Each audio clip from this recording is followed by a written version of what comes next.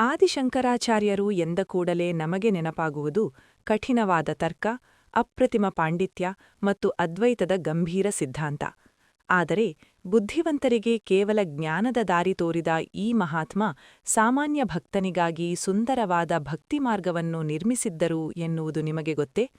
1000 ಪುಟಗಳ ವೇದಾಂತ ಭಾಷ್ಯಗಳನ್ನು ಬರೆದ ಅದೇ ಹಸ್ತಗಳು ಕಣ್ಣೀರು ತರಿಸುವಂತಹ ಮಧುರ ಸ್ತೋತ್ರಗಳನ್ನು ರಚಿಸಿದವು.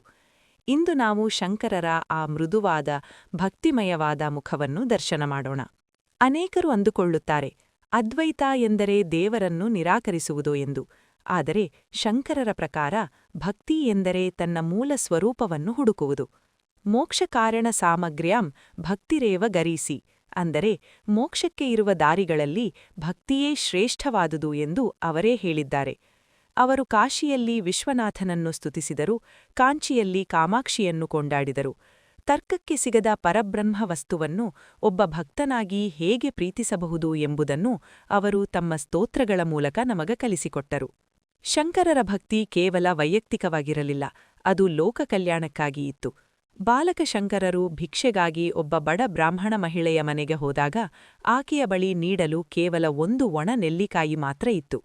ಆಕೆಯ ಬಡತನವನ್ನು ಕಂಡು ಮರುಗಿದ ಶಂಕರರು ಸ್ಥಳದಲ್ಲೇ ಮಹಾಲಕ್ಷ್ಮಿಯನ್ನು ಸ್ತುತಿಸಿ ಕನಕಧಾರಾ ಸ್ತೋತ್ರವನ್ನು ರಚಿಸುತ್ತಾರೆ. ಆ ಭಕ್ತಿಯ ತೀವ್ರತೆಗೆ ಸಾಕ್ಷಾತ್ ಲಕ್ಷ್ಮಿಯೇ ಚಿನ್ನದ ನೆಲ್ಲಿಕಾಯಿಗಳ ಮಳೆಯನ್ನು ಸುರಿಸುತ್ತಾಳೆ. ಇಲ್ಲಿ ಶಂಕರರು ನಮಗೆ ತೋರಿಸಿಕೊಟ್ಟ ಸತ್ಯವೇನೆಂದರೆ, ನಿಷ್ಕಲ್ಮಶವಾದ ಭಕ್ತಿಯು ದೈವಿಕ ಕೃಪೆಯನ್ನು ಆಕರ್ಷಿಸುವ ಕಾಂತದಂತಿದೆ. ಶಂಕರರು ಕಾಶಿಯಲ್ಲಿ ಒಬ್ಬ ವೃದ್ಧ ವ್ಯಾಕರಣದ ಸೂತ್ರಗಳನ್ನು ಪಠಿಸುತ್ತಿರುವುದನ್ನು ಕಂಡು ಜೀವನದ ಅಂತಿಮ ಕ್ಷಣದಲ್ಲಿ ವ್ಯಾಕರಣವಲ್ಲ ಭಕ್ತಿ ಮುಖ್ಯ ಎಂದು ಎಚ್ಚರಿಸಲು ಭಜಗೋವಿಂದಂ ರಚಿಸಿದರು. ಪುನರಪಿ ಜನನಂ ಪುನರಪಿ ಮರಣಂ, ಈ ಸಾಲುಗಳ ಮೂಲಕ ಸಂಸಾರದ ಜಂಜಾಟದಲ್ಲಿ ಸಿಲುಕಿದ ನಮಗೆ ದೇವರ ಭಕ್ತಿಯೇ ಅಂತಿಮ ಶರಣ್ಯ ಎಂದು ತಿಳಿಸಿದರು. ಇದು ಕೇವಲ ಒಂದು ಸ್ತೋತ್ರವಲ್ಲ, ಇದು ಆಧ್ಯಾತ್ಮಿಕ ಎಚ್ಚರಿಕೆಯ ಗಂಟೆ. ಜ್ಞಾನಿಯು ಹೇಗೆ ತರ್ಕವನ್ನು ಬಿಟ್ಟು ಮಗುವಿನಂತೆ ಭಕ್ತಿಯಲ್ಲಿ ಲೀನವಾಗಬೇಕು ಎಂಬುದಕ್ಕೆ ಇದೇ ಸಾಕ್ಷಿ. ಶಂಕರರು ಕೇವಲ ಶಿವನನ್ನಷ್ಟೇ ಅಲ್ಲ, ಶಕ್ತಿಸ್ವರೂಪಿಣಿಯಾದ ಜಗನ್ಮಾತೆಯನ್ನು ಸೌಂದರ್ಯ ಲಹರಿಯ ಮೂಲಕ ಅದ್ಭುತವಾಗಿ ವರ್ಣಿಸಿದ್ದಾರೆ.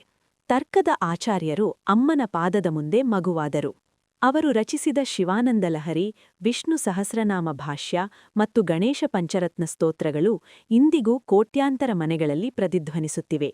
ಶಂಕರರು ನಮಗೆ ನೀಡಿದ ಕೊಡುಗೆ ಎಂದರೆ ದೈವವನ್ನು ಕೇವಲ ಆಕಾಶದಲ್ಲಿ ಹುಡುಕುವುದಲ್ಲ, ನಮ್ಮ ಸ್ತೋತ್ರಗಳ ಲಯದಲ್ಲಿ, ಹೃದಯದ ಮಿಡಿತದಲ್ಲಿ ಅನುಭವಿಸುವುದು. ಶಂಕರರು ನಮಗೆ 2 ದಾರಿಗಳನ್ನು ನೀಡಿದರು: ತಲೆಗೆ ತರ್ಕದ ಜ್ಞಾನ, ಹೃದಯಕ್ಕೆ ಭಕ್ತಿಯ ಸುಧೆ. ಜ್ಞಾನವಿಲ್ಲದ ಭಕ್ತಿ ಕುರುಡು, ಭಕ್ತಿಯಿಲ್ಲದ ಜ್ಞಾನ ಶುಷ್ಕ. ಇವೆರಡನ್ನೂ ಒಂದಾಗಿಸಿದ ಮಹಾನ್ ಚೇತನ ಆದಿಶಂಕರರು. ಶಂಭೋ ಮಹಾದೇವ.